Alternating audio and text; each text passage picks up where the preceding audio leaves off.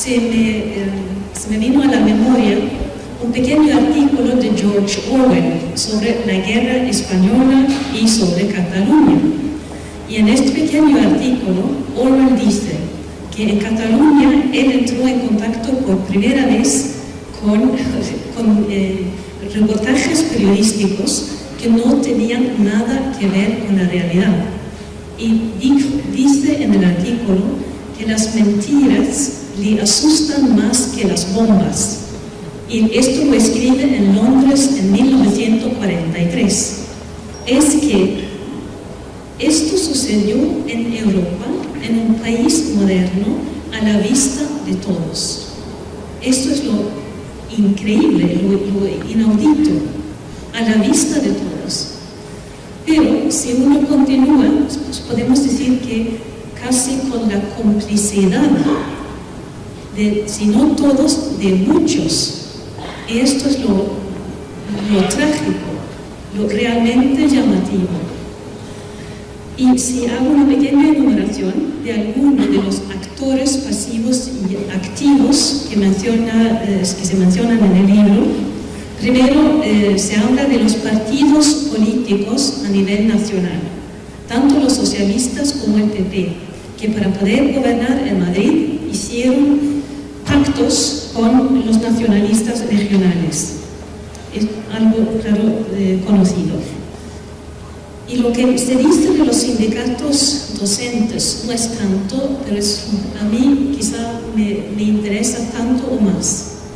Primero, los sindicatos no defienden a sus miembros hispanohablantes.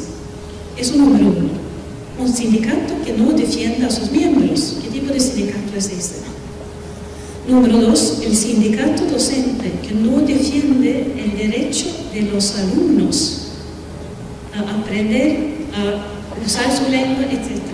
Pero ¿qué tipo de sindicato docente es ese? Lo interesante es que en ese tipo de suceso son precisamente centrales la educación y los medios de comunicación. Estamos hablando de un tipo de lavado de cerebro, pero light. Pero es así, no es doloroso físicamente.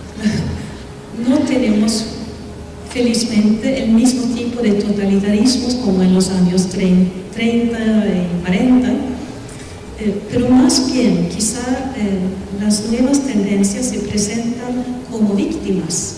El victimismo, que también, apelando a la compasión, hablando de justicia, hablando de derechos humanos, hablando de democracia, van imponiendo lo que quieren ellos. Y les funciona muy bien al comienzo, porque al comienzo son minorías y no son peligrosas. Pero paso a paso y con unas palabras que ocultan lo que está sucediendo, avanzan sus posiciones. Hay aquí un problema de ética. Alguien lejos de Cataluña podría oír hablar de ese problema en Cataluña y podrían decir, pero los catalanes, bueno, muchos de ellos votan a los nacionalistas. ¿Qué problema hay? Yo diría que sí, que hay un problema. Pero ¿cómo formular el problema? Y quizá una posibilidad sería utilizar la palabra limpio. Esto no ha sido un proceso limpio. El siglo de oro, de vez en cuando en Lope de Vega sale la expresión, esto no es trigo limpio, esto no es trigo limpio.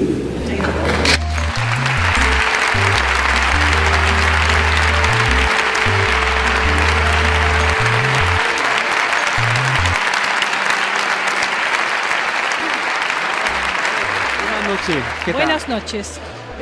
¿Cómo se llama usted? Me llamo Inger Enquist y soy de Suecia. Soy catedrática de Lengua y Literatura Española en la Universidad de Lund, en el sur de Suecia. ¿Por qué ha elegido venir a la presentación del libro de Robles? Porque conozco a Robles, he leído el libro y me parece que es un libro muy valiente. Habla de lengua, de literatura, de enseñanza, de valores éticos y de cómo han sido tergiversado la situación, en primer lugar, de la educación en Cataluña. He trabajado mucho con diferentes métodos de enseñanza de idiomas y aquí veo que la inmersión, que es un método de aprendizaje de idiomas, ha sido utilizada para otros fines, para fines políticos más que lingüísticos. Se ha utilizado de manera muy cuestionable. He estudiado durante mucho tiempo en los totalitarismos europeos del siglo XX. El comunismo, el fascismo, el nazismo de los años 20, 30, 40. El estudio sobre estos ismos muestran cómo se impone una ideología a una población. Y lo que he visto ahí es que se suele hacer paso a paso. Una reforma, una nueva ley cada 6 meses.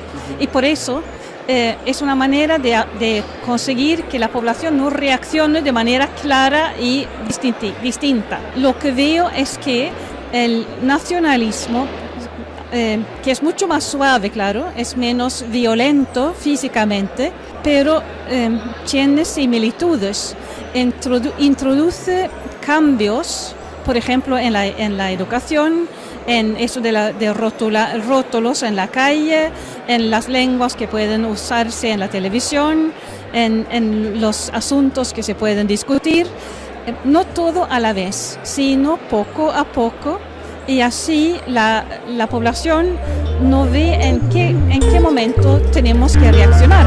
Entonces eso diluye la capacidad de reacción de la